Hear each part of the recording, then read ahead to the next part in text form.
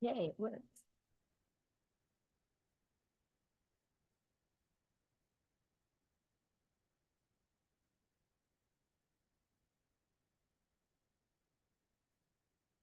Okay.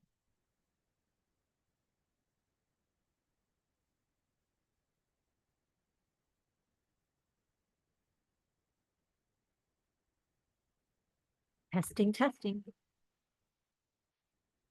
think it's working. I think I need to.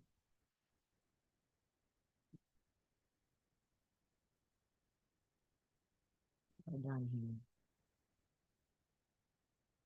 Hmm.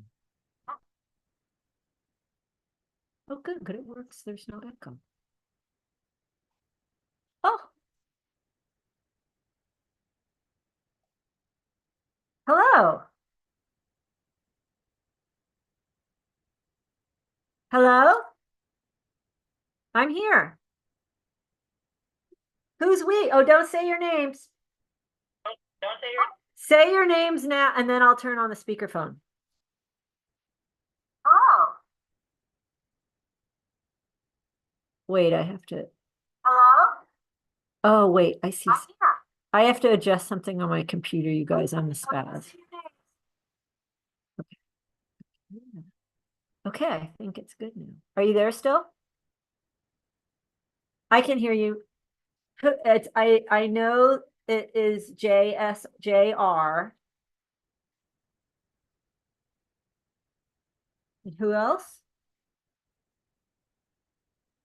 CW? Oh, good. Go a little closer to the phone. I'm going to turn the speakerphone on now.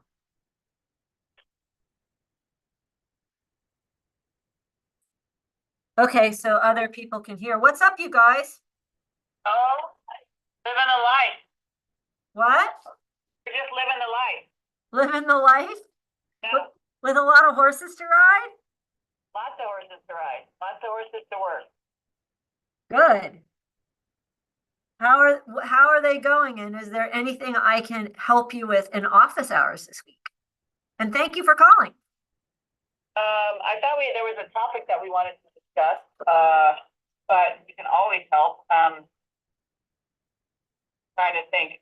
It was that thighs are not leg. Yes, that was it.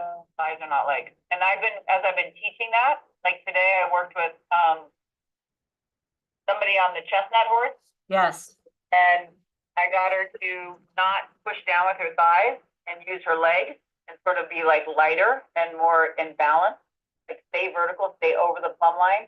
Yes. And the interesting thing is with the lazy horses, they want to like lean forward and then like close their upper thigh and then kick.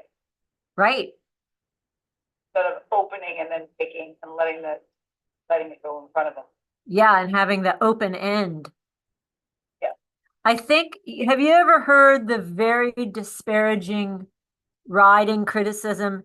He or she can't ride out of a bag. Yes, I have.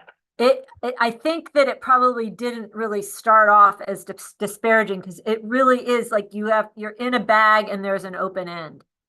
And then the other good thing about what you're describing is then the horse's back is not constricted by any pressure. Instead, the hinge joints, the big huge joints that move the whole thing, the hindquarter joints, are sort of steady just by weight, but not pressure. Does that make sense? Yeah, it makes sense. And experience in trying to teach and get people to walk on the buckle. So not easy. Oh my gosh, everybody wants to get on and pull, shorten the reins right away. Well, here's another one you can try when you're teaching. I only had one person out of about 350 people in the 90s that did not make the mistake. Okay. Once you get them walking on the buckle, then say to them, without doing anything else, shorten your reins till the reins are flat on contact. And they won't. They will squeeze their thighs together or pick their hand, or they'll do 5 or 10 other things besides just sit as they were and shorten the reins. So having an eye for that is important. Watching you teach that this morning on the black horse, Yeah, there was a lot of downward holding, correct. Yeah. really caught, like obviously your eye is so developed. But I don't know if people, it's so subtle, but the horse was completely tattletaling. Totally tattletaling. And what I learned over many years is the horses will tell us body part per body part. They'll tell us if a foot is tight. They'll tell us if a butt is tight. They'll tell us if a hand is going down. A hand going down means there's no straight line elbow to bit. And right, going down on that particular case made the horse completely curl and then run off also at one point. He bolted. Yeah, but what we have to do, I mean, no rider, no person wants to do these things, but as instructors, we have to start separating it out for them and insisting that they do exercises like, okay, practice shortening your reins without doing anything with your thighs. So that all of the separate aids, there's not that many, that they all function separately, because only if they function separately can we logically and sometimes even creatively combine their effects. We never combine the aids, we combine the effects. But this is a huge one, though, what we're talking about, that the thighs and the base of support are not the leg. And in my opinion, it helps if it's made clear very early on to people about the parts of their own riding position. This is your base of support. This is your leg. They are not the same. They co-act, but they do not necessarily, they actually don't really, they don't activate simultaneously.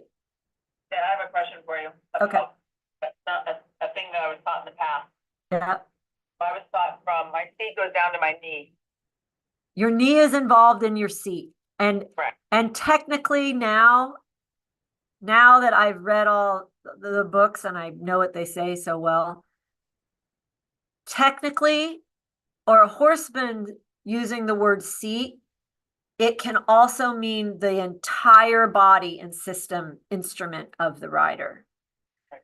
So that's why I do parse it out and use the term base of support. So the base of support is our 2 seat bones, the crotch bone, and the back of the thighs, all the way forward, including the knee joint.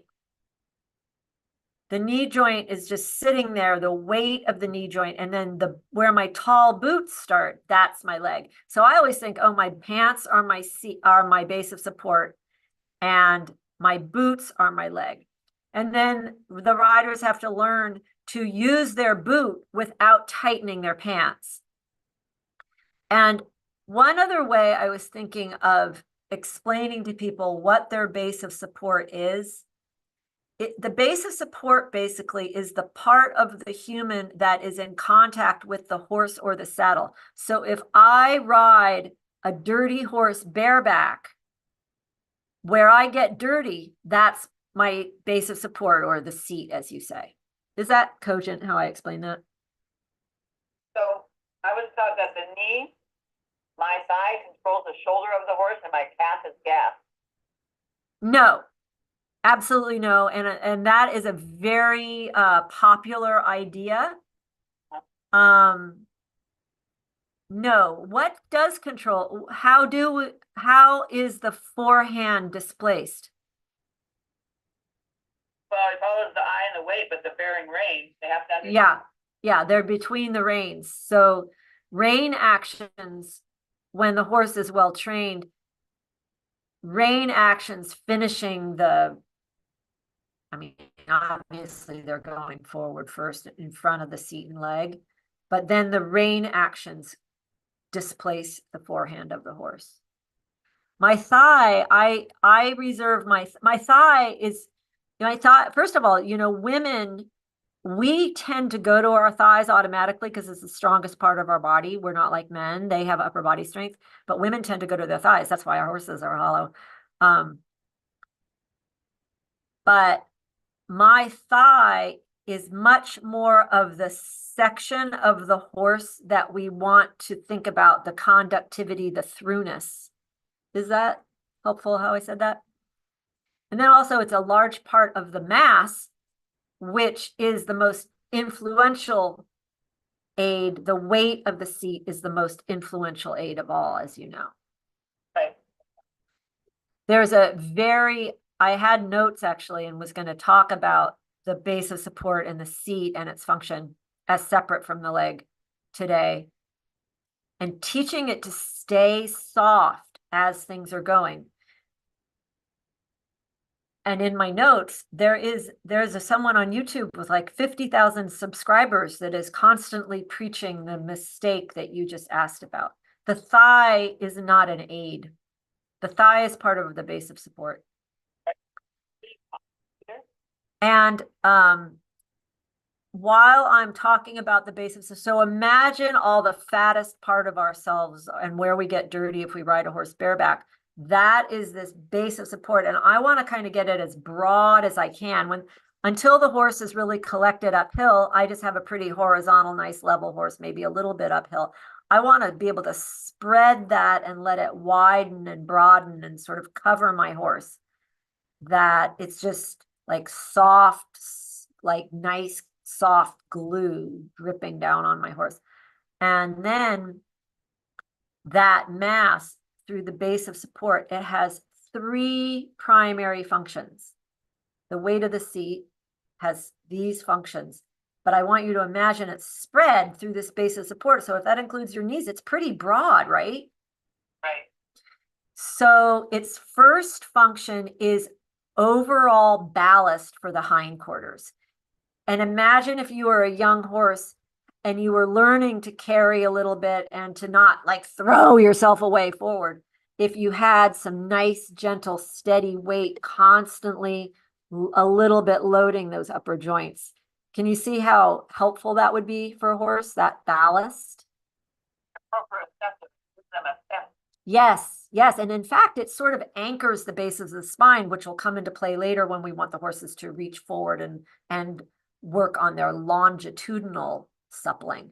But yes, it's a helpful proprioceptive kind of ballast when our base of support is nice and spread and broad and level and blah, blah, blah. So that's its number 1 function, this overall ballast. The number 2 function is that all of this tissue, all the fat on my thighs and my skin and all the part of us, that we don't want to jiggle. We want it to jiggle because its second main function is as a sensory organ. It has to sense all of the activities, all of the engine and the motor and the mechanics of our horses. Can you see it? Don't see, actually. It has to feel it. My ass has to become very discerning and know, what's going on. Now I can feel, my butt can feel if a horse is a slacker on the left side. Then my left spur can, I don't even have to tell my left spur. If my seat is trained enough that my spur will just touch them just because my seat knew that he was thinking about being slower on his left side. Do you see what I'm saying? Yeah. It's like a new it's a different nervous system route, or a little bit of a different motor plan we have to train into ourselves. And that is a lot, in my opinion, what the educated seat is. And as you know, I call it a smart ass. So, and another wonderful image about the condition or the quality of the tissue in our base of support is that it become as the same texture and sensitivity as the pads of Louis Braille's fingertips. Don't you think that's great? I don't think it's all the typical things that I would hear would be press here, push here, Mm-mm. down here, No. or, a lot of pressure. Correct. That Yeah. thing. No, that's not where I soften my horse. But why you can see why people become very mechanical. Yeah, and it becomes it starts to become a situation of leverage instead of riding horses forward by the aids. So my seat is as ballast and a sensory organ. It feels what's happening, and then my aids can respond. My leg can respond, my hand could respond. But most of the time, once we get the horses uh, trusting, and which is submission, trusting that ballast and that our seat is feeling everything that's going on and that we react appropriately with the other aids, then usually it just becomes sort of self-continuing. The sitting becomes easier, the going becomes more routine and regular. It just becomes easier all the way around. I don't know if that really made sense what I just said. But I want to, before I go on too long about the sensory organ feature of the base of support, the third feature of the base of support is that of a pan scale. A pan scale in science class where we would measure 1 gram of baking soda and 2 how you have to measure these precise measurements. Chase, oh, sorry, I said your name. CW, can you tell me what aid or what functions in the riding a pan scale, the seat acting as a pan scale? This side is low, this side has more weight. Now this side has weight. I did it wrong. I shouldn't have to, I don't lift when I load. The right side is weighted. The left side is weighted. Now, now it's level, right? What is that going to instigate in the horses? Riding on a What? riding on a curve. Correct. You're exactly right. That instigates a turn or a curved line because the unilateral weight, one-sided weight, engages that hindquarter. The hindquarter joints fold by load bearing, and that would make the horse start to turn, wouldn't it? False thing. If everything else stays the same and he keeps going, if those angles close a little bit, he's going to turn.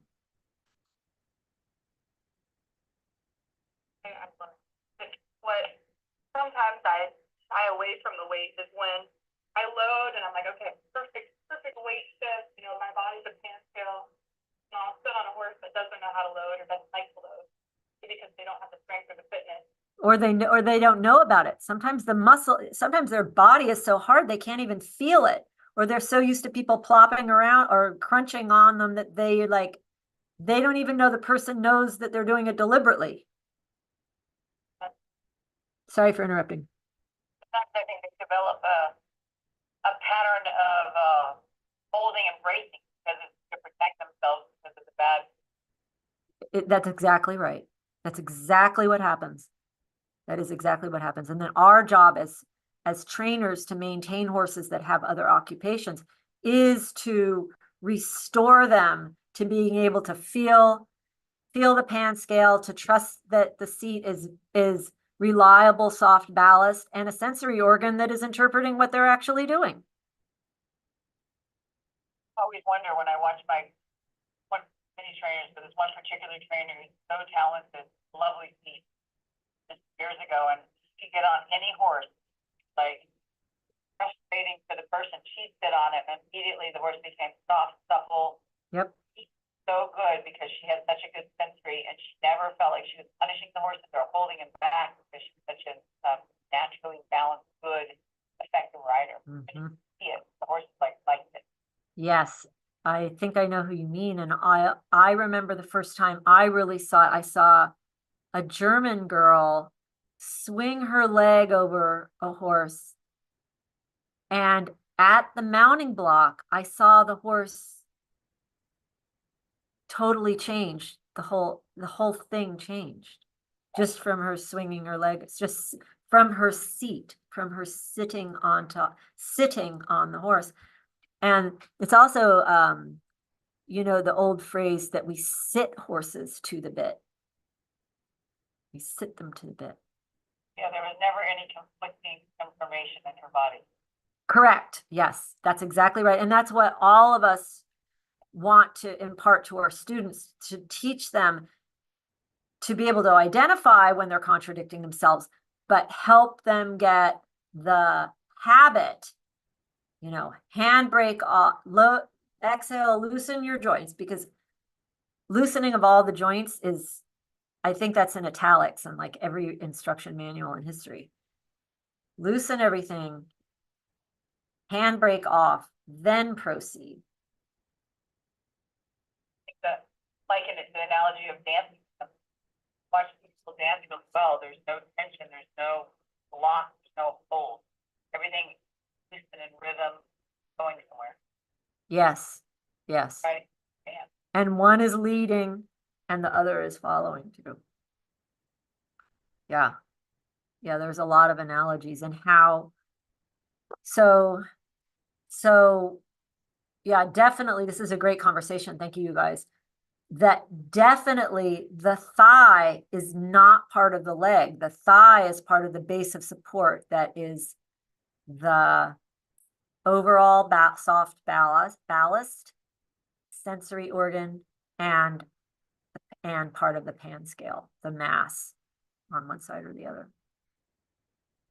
That's why I bring the knees in, but not forcing. What'd you say?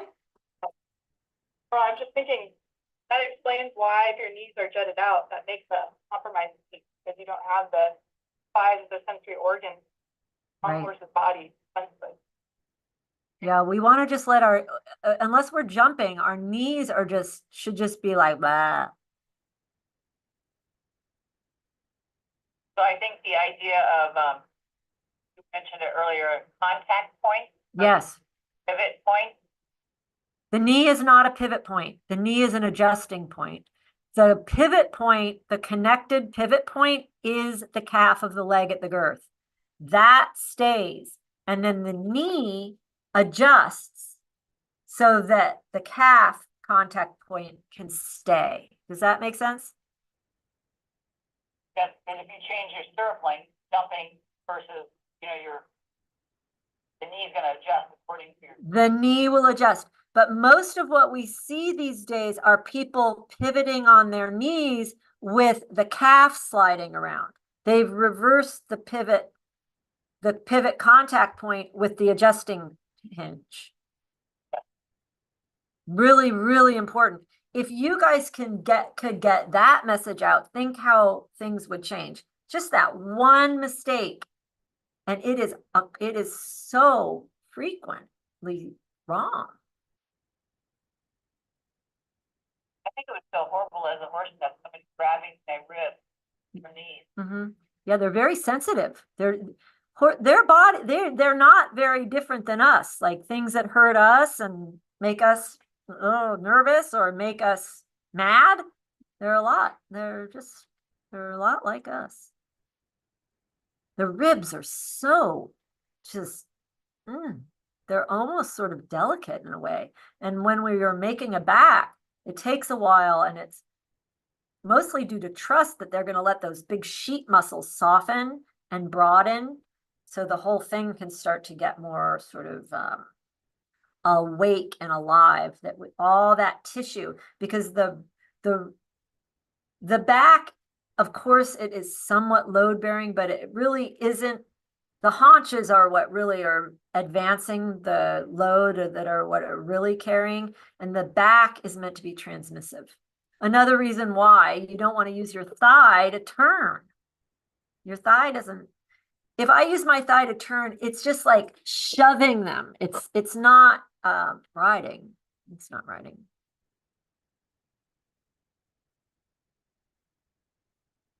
Yeah, I think if they follow your eyes and your weight, and say you sit to the right and the horse turns right, just by nature of sitting right, your left leg is going to come Yes. Right?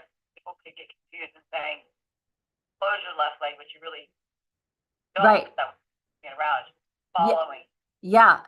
And I think another thing that people forget when they make too many adjustments in their body to cause these events to occur, I think they forget that every moment the horse has advanced us in space, so we should just be sitting in the same place on him all the time. And our aids go through our body. The information for the horse goes through our body, which is the instrument of the aids. Our body doesn't cause it. Our body doesn't change to make them do something. The information goes through our body. I mean, unless they're like 3 years old and it's their first time or going riding, then of course you're like a little bit like, oh, this way. But, hopefully after a day or two, it starts to not be that way.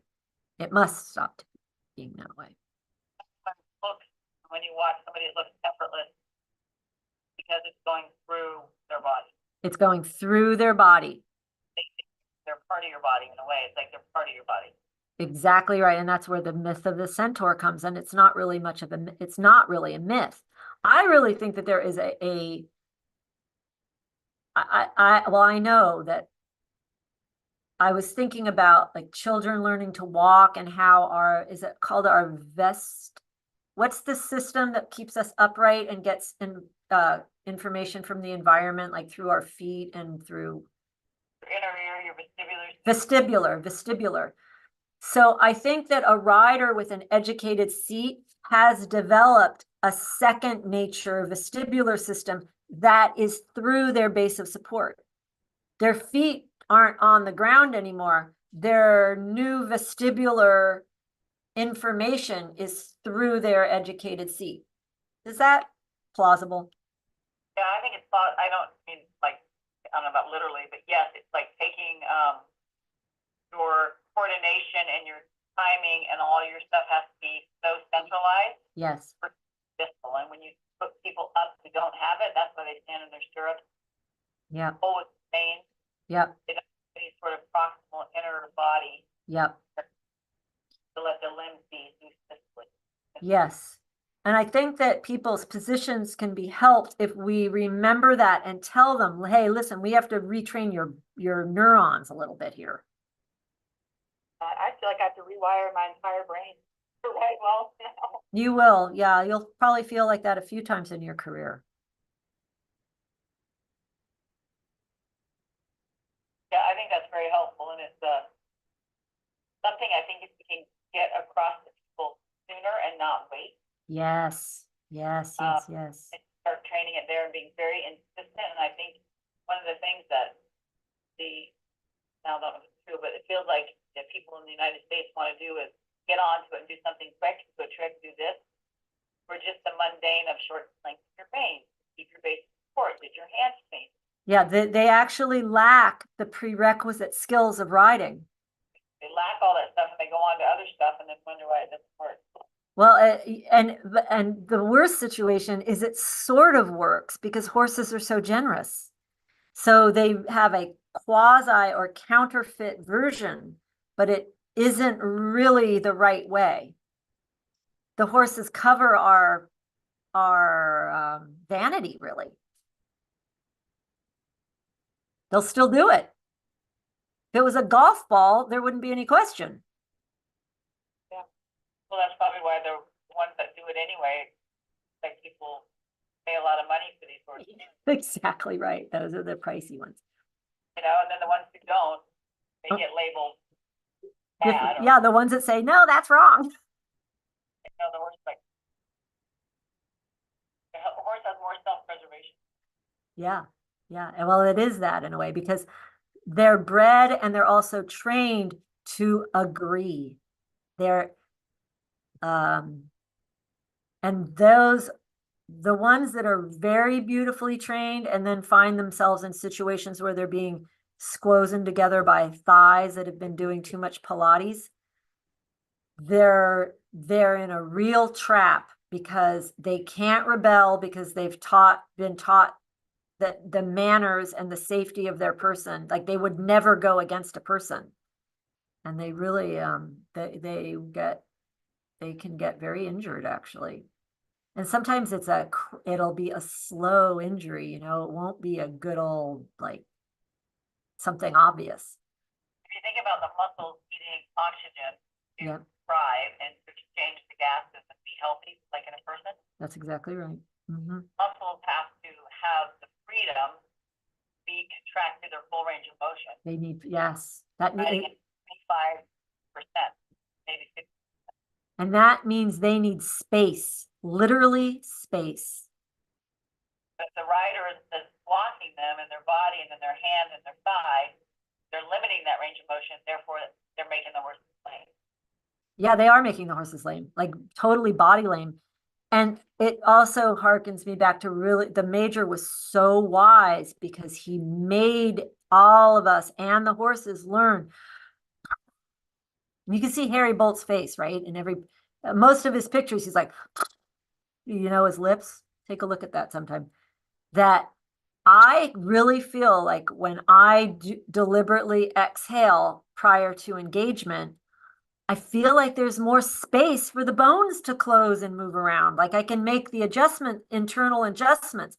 But if I'm holding my breath, they're a little more held in place. Can you feel what I'm talking about? Yep. Yeah. Can't react in that tightness. Yeah, you can't, there's no space and there's not enough space for the hinges in the inflated situation. Become a flat tire instantly, he would say. And then the horses would just sit down. It's interesting because I think I learned the flat tire when I was teaching a group, and it's amazing to me how many people tighten their butt muscles. Yeah. No, we have to become very flabby. And thinking about the pads of a finger, like imagine that the butt has to have no muscle like the pad of a finger. I feel like it can be really tricky to understand, like seeing riding even from a mental health perspective. Maybe like a therapist or a counselor would know more equipped to talk about this. But I think what I've seen and experienced is that as a human, it can be so hard to be in touch with your body, Yeah. limbs are, even physically loosen them, Yes. But it can be really helpful. getting out parts of my body. I'm like, I don't want to think about it. Well, one way that I know to work on it is start small, like just like clench all your fingers until they're burning with tiredness and then let them go and you can feel a tingle. And that's what my hand always feels like. It just feels like, see how it's kind of floppy? It bounces. Blah, blah, blah, blah, blah. So little by little, and with the horses, we want to get into those gigantic upper joints, but we can't usually. We have to get the tissues surrounding them soft first. So it is a little bit of a process. That's why walking is so important. That article about Yes. You only have time to walk makes a really good walk. Yeah. Yeah. Yeah. So that by the time they start, if there's not good blood flow and the airways aren't working and their the whole system is already compromised. So if there's any tendency towards tension, it's a setup for not a good ride.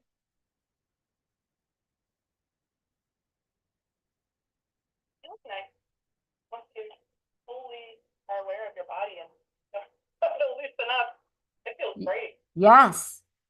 Self-control that's what all the teachers say in the end of all their books. Self-control is the most important quality for a rider. And that's not only mental, emotional, it is physical. And physical self-control for riders means that our muscles do not contract unless we want them to.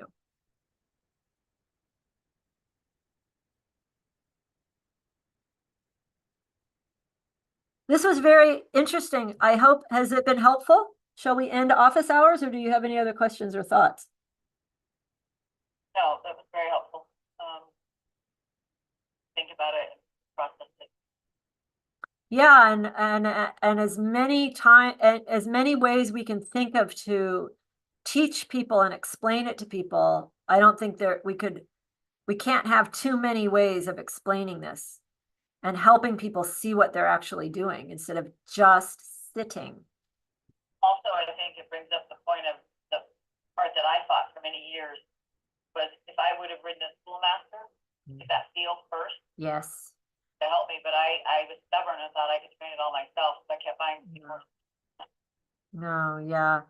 Because the green horses make us ride defensively. They ruin our riding. First is understanding where the end point and the relaxation and the balance.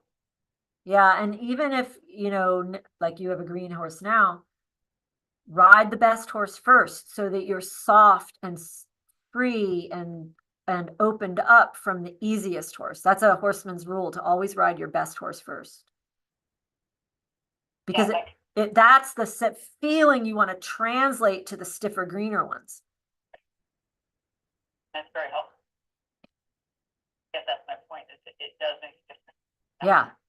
And it does. And our bodies will hold on. I mean, I'm sure you felt it. You will also feel the other riders in the horses. It's pretty gross. Yeah, that's the interesting piece. I realized that 20 years ago that you could really feel who rode the horse before. Now I can. Yeah. Yeah. Yeah. And ideally, whoever rides the horse, unless it's a client, you'll just feel a horse that goes straight forward loosely. It knows, oh, ballast. Oh, there's her butt. We can communicate now. And a pan scale. Oh, I can follow that easily. That's very clear and a vivid sensation. Then though in all the riding is according to those natural aids, then it gets much easier for the horses to preserve themselves, I think.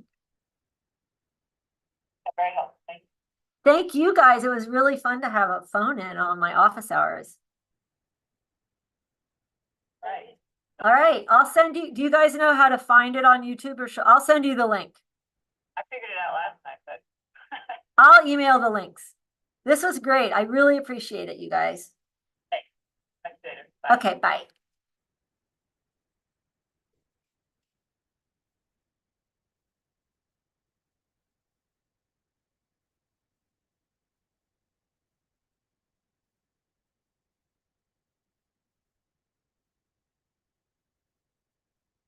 So that's the end of office hours this week. And it's funny because I was kind of fretting. I was going to talk about this whole basic support thing, and I wanted to show a couple diagrams.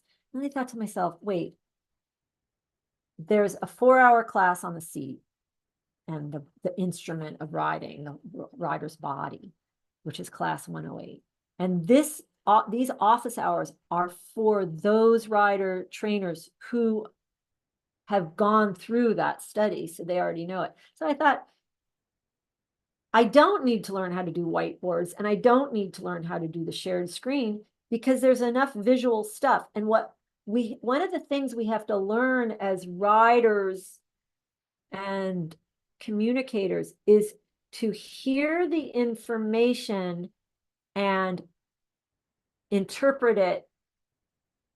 It has to be interpreted into the riding feeling. So having too much fun stuff and visuals and PowerPoints and videos, watching horses go and good video is important and is very helpful and instructive, but there's also a feature of learning to listen and hear what is being described and said, because ultimately, as trainers and teachers, we have to impart that which can only be felt. Okay. Bye. See you all next